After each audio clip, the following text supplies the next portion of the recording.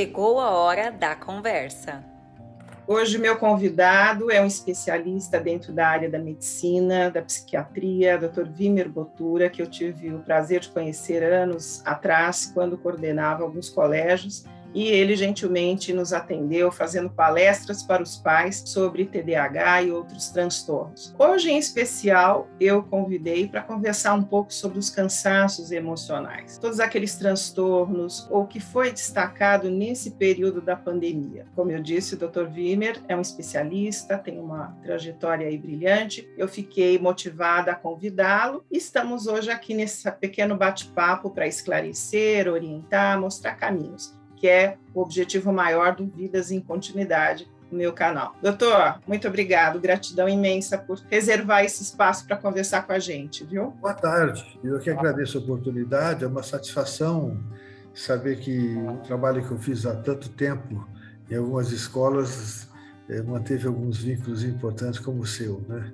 Eu agradeço isso. Sem dúvida, doutor, sem dúvida. Até hoje eu ainda no contato com outros pais que comentam e solicitaram, e é isso que me mobilizou a começar a introduzir no meu canal convite a profissionais como o senhor para vir conversar um pouquinho comigo. Doutor, nesse período da pandemia, no seu trabalho de consultório, dentro do seu meio profissional, o que é que mais se destacou? Os transtornos? Quais foram os diagnósticos mais frequentes e que aí a gente vai conversando a respeito do diagnóstico, do tratamento e mesmo da prevenção? O que mais realmente aumentou foi a ansiedade, que aumentou bastante mesmo a ansiedade, e as depressões. O pânico, que já era frequente, também aumentou. É importante entender, porque a gente não pode jogar no Covid, embora existam consequências do próprio Covid na nossa saúde, inclusive na nossa saúde mental, mas nós temos que avaliar outras coisas importantes que aconteceram ao mesmo tempo como secundários ao Covid. Eu, quando sempre que eu trabalho, eu procuro falar da importância da percepção. A percepção nossa se dá a todo instante em 3 níveis, que é o nível do foco, o nível da penumbra e o nível da sombra.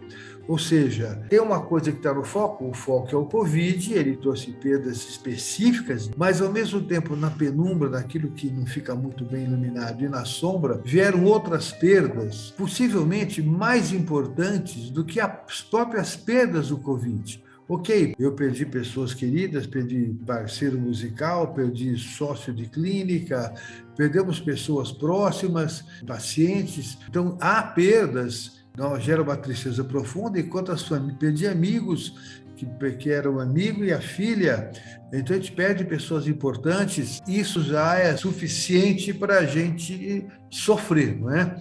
Mas, infelizmente, as perdas foram além disso. Isso é muito importante. E a causa da ansiedade tem uma parte, por exemplo, a ansiedade causada pelo medo de morrer e o medo das perdas.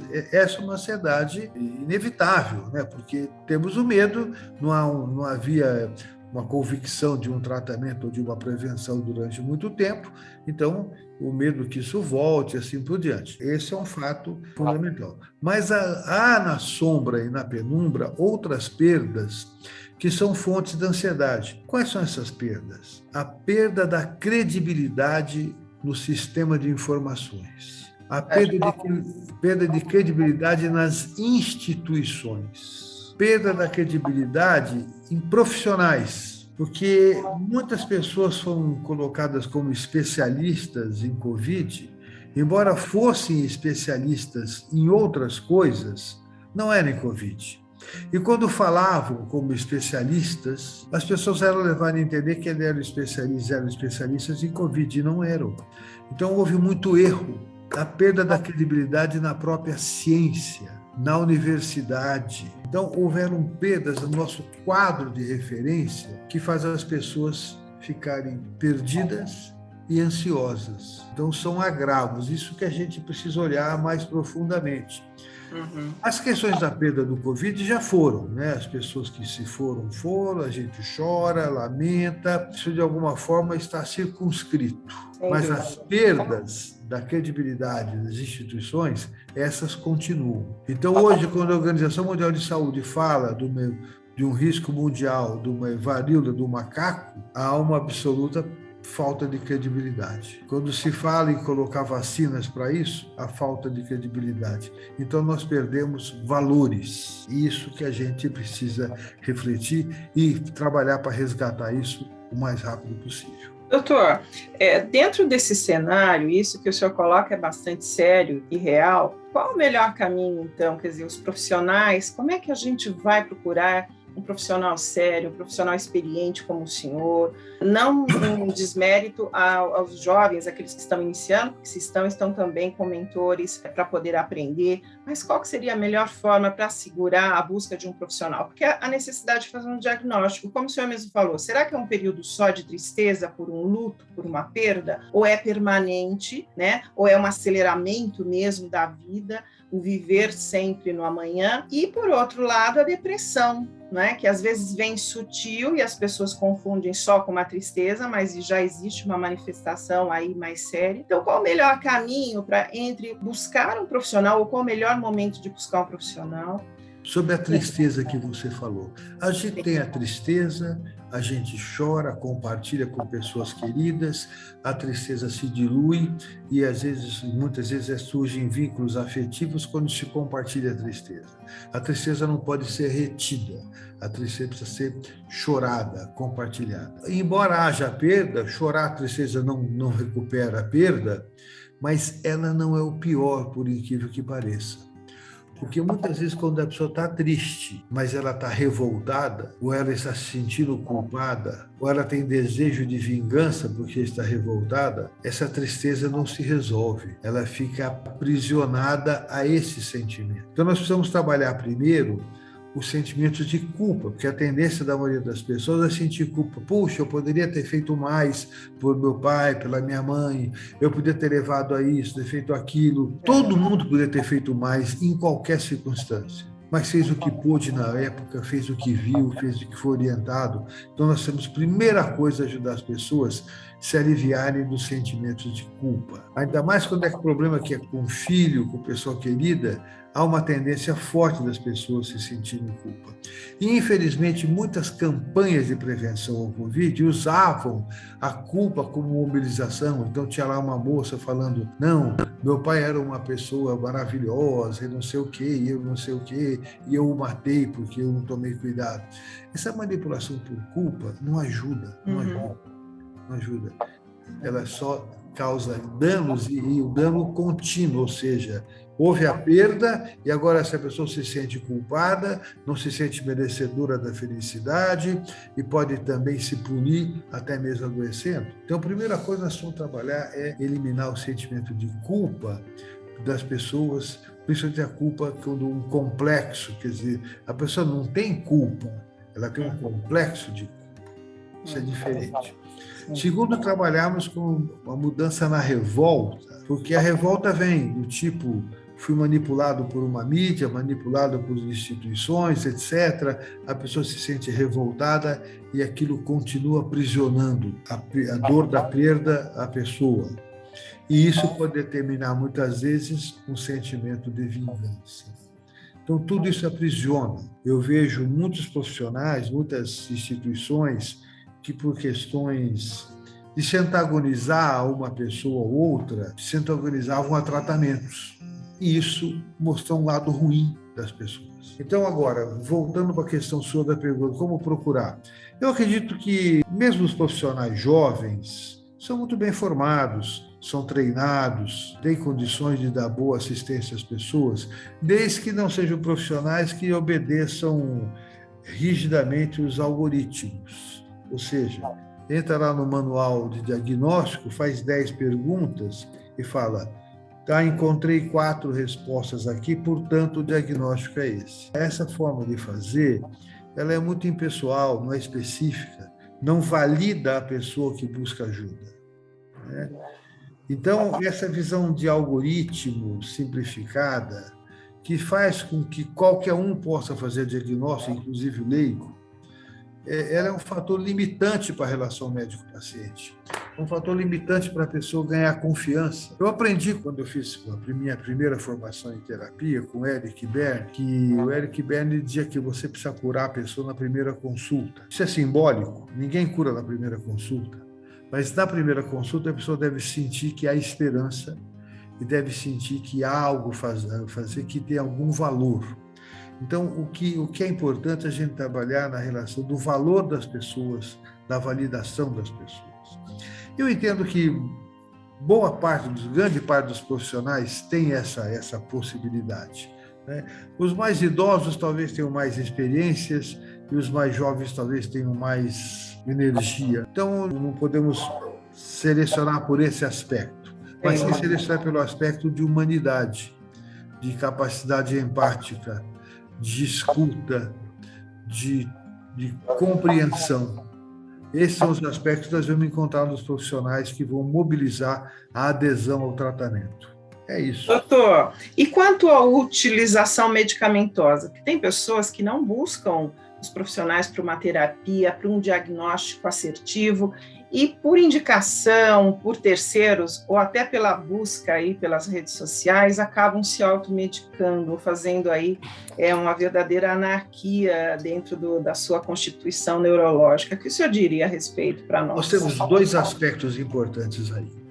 Temos um grande número de pessoas que precisam tomar remédio e não tomam, e um grande número de pessoas que não precisam tomar remédio e que tomam. O que precisamos ter uma especificidade muito específica de diagnósticos. Hoje, por exemplo, tem um produto usado para TDAH que se descobriu que ele emagrece, que ele dá energia para trabalhar, que está em falta no mercado. Até saiu na TV Record domingo, num programa noturno deles, uma reportagem muito interessante, mostrando que o remédio está em falta no mercado. Por quê? Porque quem não precisa pela doença, pelo transtorno, está usando por outro fim, esgota o medicamento. Ao mesmo tempo que existem muitas pessoas, geralmente quem tem pânico, tem resistência a tomar remédio. Uma tendência comum das pessoas que têm pânico é que elas tendem a ser controladoras e perfeccionistas. E as pessoas controladoras e perfeccionistas têm medo que os remédios façam com que elas percam o controle e sejam controladas pelos remédios. Então, tendem a tomar remédio em dose menor, por prazo menor, consequentemente, cronificam o problema ao invés de se livrar do problema. Eu brinco com meus pacientes que vêm nessa circunstância dizendo o seguinte: olha, se você quiser se livrar do remédio e do psiquiatra, trata direito, toma o remédio pelo tempo certo, na dose certa, que você encurta o caminho da resolução do problema. Se você quiser continuar com o psiquiatra e remédio a vida inteira, toma pela metade e para antes, porque vai cronificar e sofrer mais tempo, né? Então, existem realmente essas questões todas. E alguns medicamentos as pessoas tendem a fazer o uso indevido. São remédios para quê? Para emagrecimento, para queda de cabelo, para melhorar a performance. São mais ligados a uma questão quase que estética ou de desempenho profissional. Então, as pessoas usam indevidamente esses medicamentos e acabam criando problemas para si, e muitas vezes eles nem funcionam, porque se a pessoa não tem a alteração cerebral que causa o transtorno, o remédio não vai atuar. Então, ele está tomando sob efeito placebo, sob ilusão, e criando problemas para si. E assim no TDAH, que me levou a conhecer vocês, né? Verdade. Muita gente tomando sem precisar e muita gente precisando não tomando, até porque quem toma sem precisar gera problemas e gera uma generalização. As pessoas falam, mas fulano tomou e fez mal, portanto, eu que preciso não vou tomar porque faz mal, né? Então, essas coisas acontecem. O que precisa mesmo é o seguinte: o remédio não substitui relações saudáveis, remédio não substitui afeto, remédio não substitui amor, embora muitas vezes ele possa ajudar a pessoa até se tornar receptiva para receber afeto e amor. Uma criança que tem TDAH, uma pessoa que tem TDAH, ela tem dificuldade com a atenção ela não recebe coisas boas que eles enviam. Quando toma um medicamento, ela começa a receber mais a troca. Então, isso até vai diminuir a necessidade de remédio, embora ela precise, porque as trocas afetivas dão sustentação. Da mesma forma na depressão. Todo deprimido é pessimista, todo.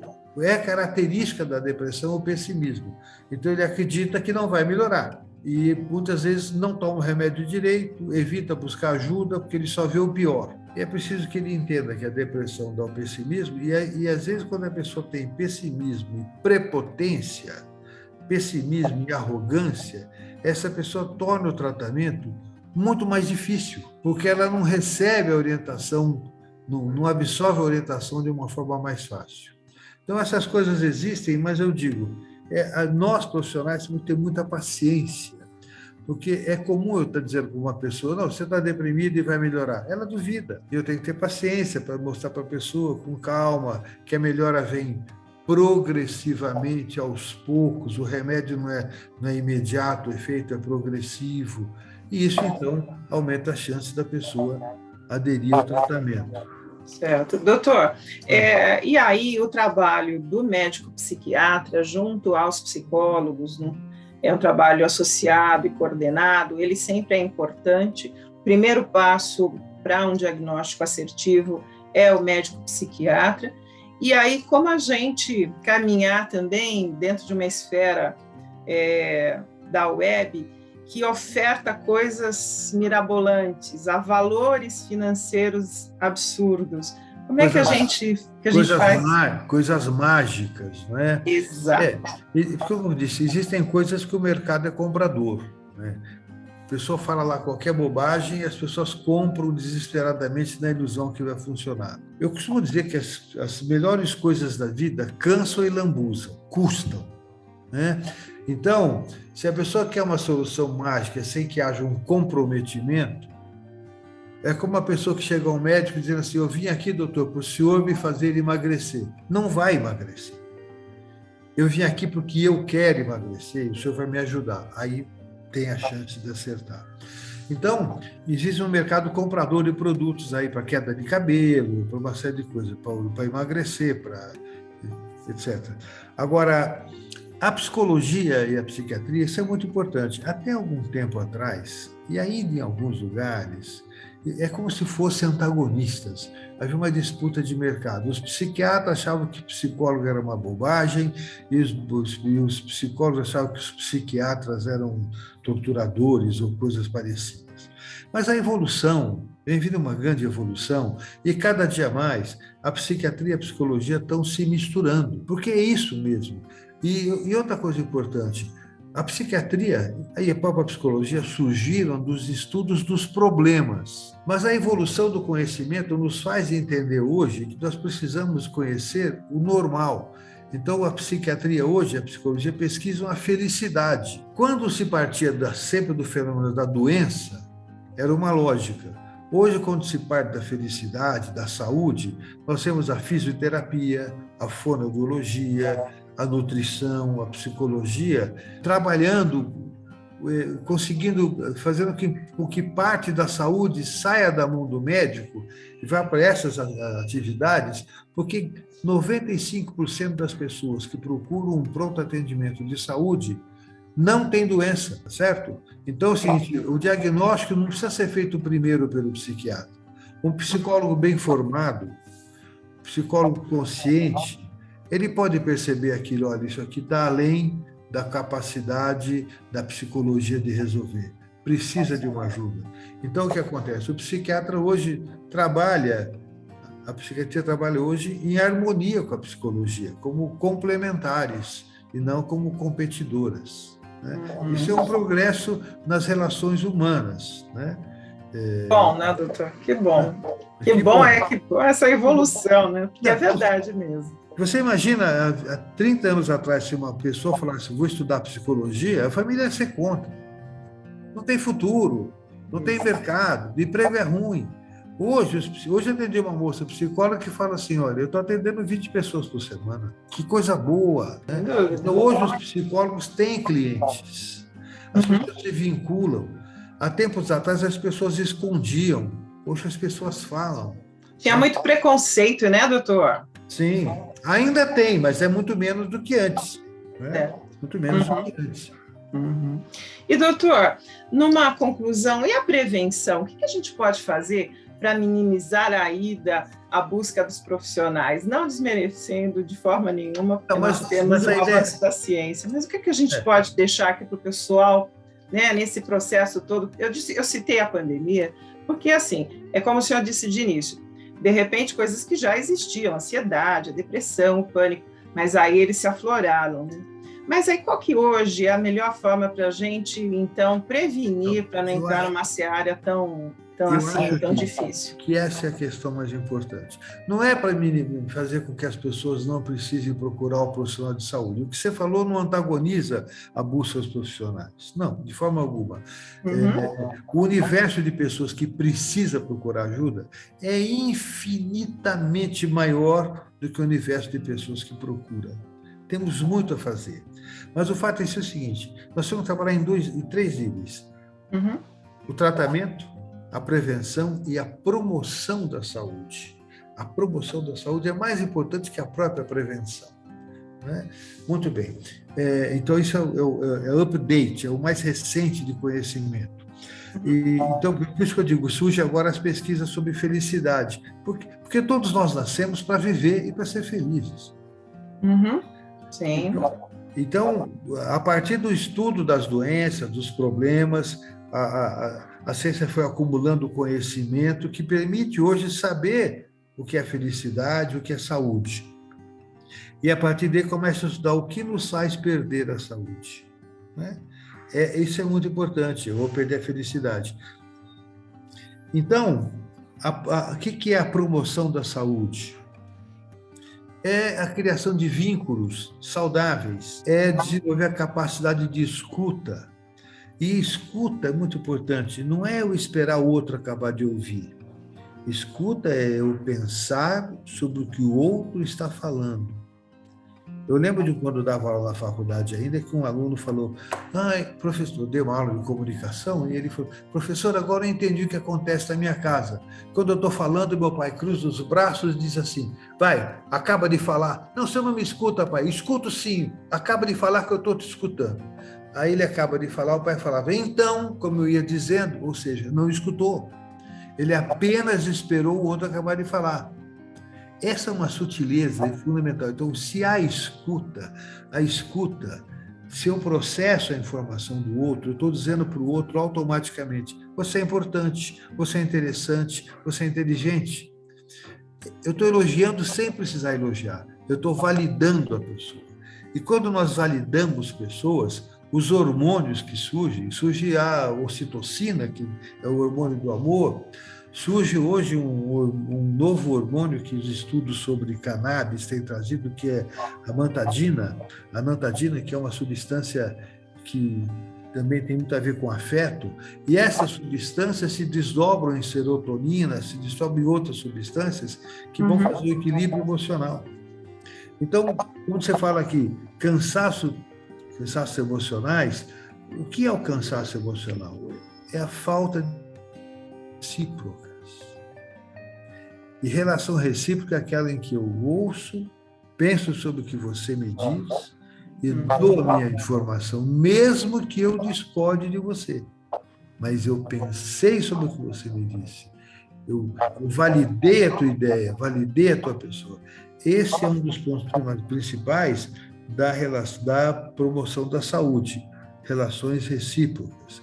Eu desenvolvo um trabalho sobre paternidade, que eu fiz nas escolas, etc. Eu tenho até um curso na internet chamado A Paternidade Faz a Diferença, e hoje à noite eu vou fazer uma live também sobre esse assunto, eu posso te passar o link disso depois. Fala sobre a paternidade. A grande promoção de saúde começa na relação pais-filhos, principalmente hoje, na participação do pai, que tem sido ausente ao longo do tempo. Então, a prevenção se faz pela promoção da saúde, pela diminuição do estigma, do tipo, vai ao psicólogo ou psiquiatra, é louco, né? Ou tem problemas. Todos nós temos problemas. A psicologia positiva, que é um dos ramos mais interessantes da psicologia, mostra que não há felicidade se todas as pessoas felizes têm problemas para resolver e resolvem, lidam, convivem, lidam com as diferenças, com as adversidades. Então, isso tudo faz a prevenção e, principalmente, a promoção da saúde. Perfeito, doutor. E eu aqui dou uma paradinha para que o senhor conte também, porque o senhor é um músico, né, doutor? Eu já o sigo há tanto tempo nas redes sociais, os seus trabalhos, então eu sou suspeita. Mas aí aqui para promover as informações a respeito aí das suas expertises. Eu sou compositor, né? Uhum. Ultimamente não tenho tido tempo de compor, mas eu estou sentindo vontade de voltar a compor. Eu tenho bastante músicas, então aí no Spotify, digitando meu nome, Wimmer Bottura, ou Wimmer Compositor, ou Wimmer Bicho do Mato, esse é o apelido que o Vinícius do Moraes me deu, eu encontro lá minhas músicas no Spotify. Eu Já gosto. estão convidados a seguir, além do que pelo Instagram, que nós vamos deixar aqui a legenda para que vocês o sigam. Nós tivemos aqui hoje o prazer de contar com esse especialista, uma experiência vasta e aí carismática, e olha só, aí podemos ainda conhecer o seu talento artístico, por que não? Tem uma coisa a mais. Você sabe que eu faço um programa com cinema chamado Cine Debate? Olha aí, doutor, lembro sim, o senhor tem, é verdade. 25 anos já fiz com esse trabalho, uma sexta-feira por mês, entrando pelo site da APM, Associação Paulista-Medicina.org.br, se informa lá. Uma sexta-feira por mês à noite, por enquanto é online, enquanto não pode voltar presencial, é gratuito, basta se inscrever.